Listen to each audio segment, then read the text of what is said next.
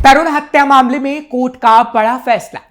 आरोपियों की कुटाई, काम नहीं आए झूठे आंसू। तरुण की हत्या हुई उत्तम नगर में मुसलमानों के कुकर्म की गाथा। जिसने सुनी उसने हत्यारों के खिलाफ सजा की मांग की और उत्तम नगर के मिनी पाकिस्तान को तबाह करने की भी। अब वो आरोपी रो रहे हैं, गिड़गिड़ा रहे हैं, कोर्ट से अपने जान की भीख मांग रहे हैं, क्योंकि कोर्ट में सुनवाई हुई तो उत्तम नगर की जनता ने फांसी की मांग की। आरोपी जमानत मांग रहे थे और खुले में घूमने की आजादी भी। लेकिन इन कट्टरपंथियों के आजाद होने का मतलब है कि एक और तरुण होगा, एक और हिंदू की हत्या और फिर वही जमानत की मांग जो इस वक्त ये आरोपी कर रहे हैं, जिन्होंने तरुण को पीट पीट कर मार डाला। नमस्कार, कैपिटल टीवी का खास शो कच्चा चिट्ठा देख रहे हैं आप। मैं हूं आपके साथ हर्ष भारद्वाज। दिल्ली के उत्तम नगर में होली के दिन हुई तरुण की हत्या के मामले में किशोर न्याय बोर्ड यानी जुवेनाइल जस्टिस बोर्ड ने सुनवाई की, जिसमें 2 नाबालिग आरोपियों की जमानत याचिका खारिज कर दी गई और अब वो जेल में ही सड़ेंगे। द्वारका कोर्ट की अतिरिक्त सत्र न्यायाधीश शिवाली बंसल की अदालत ने मामले में भीड़ को भड़काने के आरोपी बाबू खान की अग्रिम जमानत याचिका पर सुनवाई के बाद अपना फैसला सुरक्षित रख लिया था। और अब ये फैसला कहां से हुई मामले की शुरुआत? दरअसल 4 मार्च को पानी से भरा गुब्बारा फेंकने को लेकर 2 पक्षों के बीच झगड़ा हो गया था, यानी हिंदू और मुसलमान। मामला इतना बढ़ गया कि दोनों पक्षों के बीच हाथापाई तक हो गई, जिसमें 26 साल के हिंदू की मौत हो गई, जिसका नाम तरुण था। उसे पीट पीट कर मौत के घाट उतार दिया गया। पुलिस ने इस मामले में 14 लोगों की गिरफ्तारी, जबकि 2 नाबालिगों को हिरासत में लिया। वहीं 10 मार्च को आरोपी परिवार के एक सदस्य ने बाकायदा एक प्रेस कॉन्फ्रेंस कर डाली और अपने ऊपर लगाए गए आरोपों को झूठा तक बता डाला। मीडिया से बात करते हुए कहा गया कि 2 परिवारों के बीच का मामला था, जिसे बजरंग दल ने हिंदू मुस्लिम मुद्दा बना दिया। हम पर लगाया जा रहा हत्या का आरोप झूठा है। सभी लड़के नशे की हालात में आए थे।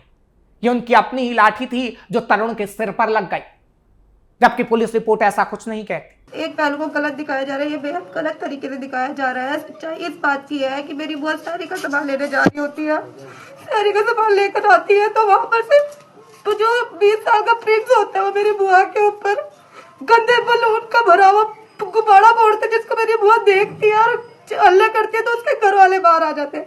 उसके घर वाले मेरी बुआ से बदतमीजी करते, उसके घर के बर्तन में दारू पी रखी होती है, वो जो दारू पी के मेरी बुआ से बदतमीजी करते। जब मेरी बुआ भी चिल्लाती तो मेरा भाई मेरे चाचा का लड़का पास में रहता है, और वो जब बाहर निकलता है देखते बुआ के साथ बदतमीजी कर रहे हैं तो वो भी बाहर आता है, वो भी बोलने लगता है। तो वो लड़का देखते ही डंडा मारी शुरू कर देते मेरे भाई के ऊपर। जब मेरे घर के बड़े वहाँ पे पहुंचते हैं, जब थोड़ी बातें करनी होती है, पीछे से वो तरुण आता है, कुछ बंदों को लेकर आता है, उसके हाथ में रोड होती है, वो किताब बैठ था, और भी बहुत सारे डंडे थे जिससे वो मारने लग जाते हैं घर वालों को। हर किसी को माथे पे वार करते हैं, जिसके हर किसी के माथे पे वार किया, हर किसी के माथे पे, हर किसी का माथा फाड़ा गया। मेरे सभी घर के बड़ों को तिहाड़ जेल में डाल दिया गया, हाथ तोड़ दिए गए। मेरे भाई को दौरे पड़ रहे थे और मेरे उस भाई का पता भी नहीं कि मेरा भाई किधर चला गया। उसको किडनैप करके ले गए, वो पता नहीं कहाँ पर है। हालांकि तरुण के पिता ने किसी भी पिछले विवाद से इनकार किया था और कहा था कि उनके साथ हमारी पहले कोई घटना नहीं हुई, यानी मुसलमानों के साथ हम सामान्य रूप से रहते थे, हम अपने घर आते जाते रहते थे, उनके साथ कोई हमारा मेल जोल नहीं था, ना कोई पिछली लड़ाई कि जानबूझकर मेरे बेटे को मारा गया। मुसलमान इलाके में अपना खौफ दिखाना चाहते हैं और इलाके को मिनी पाकिस्तान बना देना चाहते हैं। और यह बात सिर्फ तरुण के पिता ने नहीं कही, ये वहां के लोगों ने भी कही, जो उस परिवार की बात को झूठा साबित करते हैं, जो आरोपी का परिवार है और कह रहा है कि लड़ाई पुरानी है। साहब सुनिए जरा कि किस तरीके से लोगों ने मिनी पाकिस्तान के हालात को बयां किया। दिल्ली में एक बार मोदी वो गुजरात वाला तांडव यहाँ चला दे, जो मुस्लिम यहाँ पे अल्पसंख्यक थे आज बहुसंख्यक हो चुके हैं। पता है आपको दिल्ली में? आपको क्या लगता है ये कहीं ना कहीं बाहर से आए हुए विदेशी मुसलमान हैं? अरे आप जाके देखो, आप कॉलोनी में जाके देखो, एक एक घर में 10 बाई 10 में 15 पता नहीं कहाँ से इतना मुर्गा लाते, इतना मुर्गा पता नहीं कहाँ से आते, इतना हैदराबाद बिरयानी तो रोड पे कम से कम गिनती नहीं है कितना बिरयानी की दुकान खुल गई। इस पूरे आसपास के एरिया में मुसलमान बस गए। तो आप समझिए, जो हम पहले दिन से कह रहे थे कि दिल्ली के अलग अलग इलाकों में घुस घुस करके कैसे डेमोग्राफी बदली जा रही है, जहांगीरपुरी आप जाइए वही तस्वीर, सीलमपुरी आप जाइए वही तस्वीर, सीमापुरी जाइए वही तस्वीर, अब उत्तम नगर से भी वैसी ही तस्वीर। क्या क्या डिमांड है? डिमांड कुछ नहीं है, ये है हमें तरुण भैया का मतलब अन्याय जो हुआ है उनको एनकाउंटर करना चाहिए जो योगी ने किया, वही सेम होना चाहिए, हमें और कुछ नहीं चाहिए। जो योगी ने करके दिखाया वही करना चाहिए हमें। रेखा गुप्ता तो करना चाहिए, वो कुछ नहीं कर पाएंगे, वो कुछ नहीं कर पाएंगे, ये सिर्फ हवा की तरफ बोल के चले गए। लेकिन वो तो बोलती, लेकिन एक बात बताइए, रेखा गुप्ता तो बोलती है कि वो हिंदुओं की सरकार चलाने के लिए कुछ नहीं चलाएंगे, वो कुछ नहीं कर पाएंगे। आप सीधा इनकाउंटर करवाइए, मोदी जी जो करवाया वही होना चाहिए और कुछ। अब आपको विश्वास मोदी जी और योगी जी पर? बस वही है और कुछ नहीं है। ये जो बीच में बैठे हुए हैं इन पर वो कुछ नहीं, विश्वास कुछ नहीं है, कुछ नहीं कर पाएंगे। रेखा गुप्ता पे ट्रस्ट नहीं है भाई साहब? क्या कहते हैं, कह रहे हैं तो अच्छी बात है, आप बताइए ना। सबका अपना अपना मत है सर। अरे आप अपना मत रखिए, आप बताइए। आप यहाँ पे नेतागिरी करने के लिए थोड़ी आए हुए, बताइए भाई साहब क्या नाम है? सुमित, क्या क्या डिमांड है? इंसाफ चाहिए हमें, किसके लिए? तरुण भाई के लिए। क्या इंसाफ? कौन के बदले कौन चाहिए हमें? उनके बदले बोल जय श्री राम। तो आप लो एंड ऑर्डर, ये बंदे लो एंड ऑर्डर को खारिज करते हैं। ये बंदे बिल्कुल मतलब पुलिस प्रशासन हर चीज को अपने पैरों के नीचे रखते हैं ये बंदे। इन्होंने एक बार भी सोचा कि हम किसी को घर में घुस के मार रहे हैं, हम मर्डर कर रहे हैं? मतलब भाई नहीं सोचा ना इन्होंने और मर्डर कर दिया।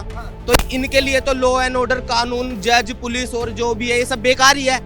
तो कि क्या माना जाए फिर, क्या माना जाए? बात ये आतंकवादी लोग, कहना ये है कि ये लोग भारत के संविधान कानून को नहीं नहीं मानते, ये लो एंड ऑर्डर को नहीं मान रहे हैं भाई, लो एंड ऑर्डर को बिल्कुल नहीं मान रहे हैं। मैं ये कहना चाहता हूँ, ये कभी भी किसी को भी घुस के कहीं भी मारने की वो रखते हैं। और हमारे लोगों के अंदर खौफ कैसे पैदा किया जाए लॉ एंड ऑर्डर? भाई देखो, ये तो उत्तर प्रदेश में देखने को नहीं मिलता है, वहाँ तो इतना देखो या क्या भाई अपराधी मर जाते हैं। इसके लिए फिल्मी स्टाइल चाहिए, जैसे योगी सरकार के उसमें हो रहा है कि जैसे गाड़ी चलती जा रही है उसमें आरोपी है और पुलिस वाले बच जाते हैं, आरोपी समेत गाड़ी का एक्सीडेंट हो जाता है, कई आरोपी भागने लगते हैं और उनको गोलियां लग जाती है। यही वाला कानून चाहिए हमें, क्योंकि डायरेक्टली इनकी हिम्मत नहीं है, सरकार की यहाँ हिम्मत नहीं है कि डायरेक्टली इनको एनकाउंटर करेगी, डायरेक्ट इनको फांसी हो ही नहीं सकती। अच्छा एक बात बताइए, उत्तम नगर से कई ऐसी वीडियो सामने आई है जिसमें साफ तरीके से देखा गया है, लोग कह रहे हैं कि इसको हिंदू मुसलमान का रंग मत दीजिए, ये दो परिवारों का आपसी रंग। जाइए सर, जाइए, ये हिंदू मुसलमान है। आप बताइए ऐसा दंगा हिंदुओं में कब हुआ है? हिंदुओं में आपस में किसने मर्डर किया है? ऐसे ये जो हमेशा ऐसा करते हैं, मुसलमान ही हमेशा हिंदुओं को मारते हैं और हिंदू है जो हमेशा चुप बैठा रहता है। आज तरुण भाई की वजह से उत्तम नगर में मुसलमानों का दबाव बहुत कम हो चुका है। उत्तम नगर में पहले जो रेडियां लगती थी वो भी अब हटना बंद हो गई है। और चलिए अब एक और सबूत आपको दिखाते हैं कि आखिर हमने उत्तम नगर इलाके को मिनी पाकिस्तान क्यों कहा। क्योंकि वहां अगर किसी मुसलमान से कोई सवाल भी पूछ लिया जाए तो उनके लिए आफत बन जाता है। अब आप इस वीडियो को ध्यान से देखिए, मुसलमानों से सवाल का जवाब मांगा जाता है तो वो मीडिया कर्मी तक को धमकाता है, कैमरे को तोड़ने की कोशिश करता है। अब जरा इसे सुनिएगा भी और सुनने की कोशिश ध्यान से करिएगा कि कैसे एक पत्रकार तक को मिनी पाकिस्तान में जाना दुश्वार हो जाता है। बंद करा दूंगा किसी के दुकानें बंद हो। ये देखिए, ये मेरे कैमरामैन के साथ किस तरीके से यहाँ पे बदसलूकी की जा रही है। ये मेरा कैमरामैन है, इनसे बात तक नहीं की हमने, आपसे बात नहीं की। कैमरा देखिए कैसे मेरे कैमरामैन का कैमरा ये छीन रहे हैं, ये बदतमीजी हो रही है यहाँ पे। फिर कहते हैं भाई आप लोग दंगा भड़काते हैं, हमने इनसे बात तक नहीं की।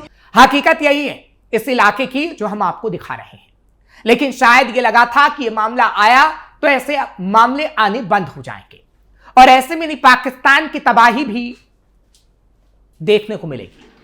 लेकिन एक बार फिर ऐसा ही होता है, एक बार फिर ऐसा ही मामला सामने आता है जब एनकाउंटर की मांग हत्यारे के लिए होती है, लेकिन फिर वही ढाक के 3 पात वाली कहावत सच होने लगती है। क्योंकि अब बात अशोक विहार की भी करेंगे, क्योंकि ठीक उत्तम नगर जैसी तस्वीर अशोक विहार से सामने आती है। अशोक विहार में एक हिंदू युवक की चाकू से गोदकर हत्या कर दी जाती है।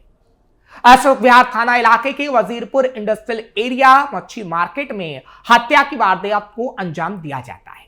मामूली कहासुनी होती है, लेकिन एक हिंदू युवक की हत्या चाकू से गोद कर दी जाती है और वो मुसलमान होता है।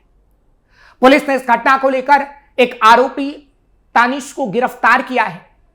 वहीं दूसरे नाबालिग आरोपी को भी पुलिस ने पकड़ लिया है।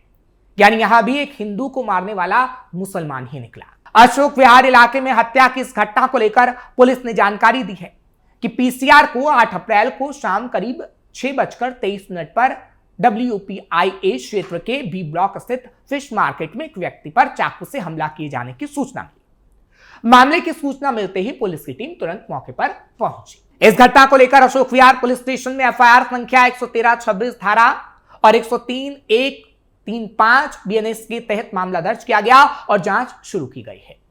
पुलिस ने जांच के दौरान घटना से जुड़े एक आरोपी तानिश को गिरफ्तार किया है, जिसके पिता का नाम अकील खान है। वहीं एक नाबालिग को भी पकड़ा गया।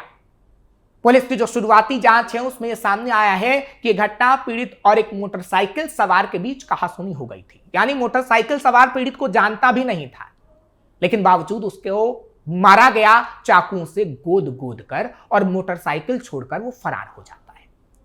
यानी पैटर्न एक जैसा है कि किसी हिंदू को पकड़ो, हाथापाई करो और फिर उसे मार डालो। फिलहाल ऐसे ही मामले सामने आते रहे तो सवाल तो उठेंगे, पुलिस पर भी, सरकार पर भी। उम्मीद बस न्यायालय से होगी, जैसे तरुण मामले में परिवार को है।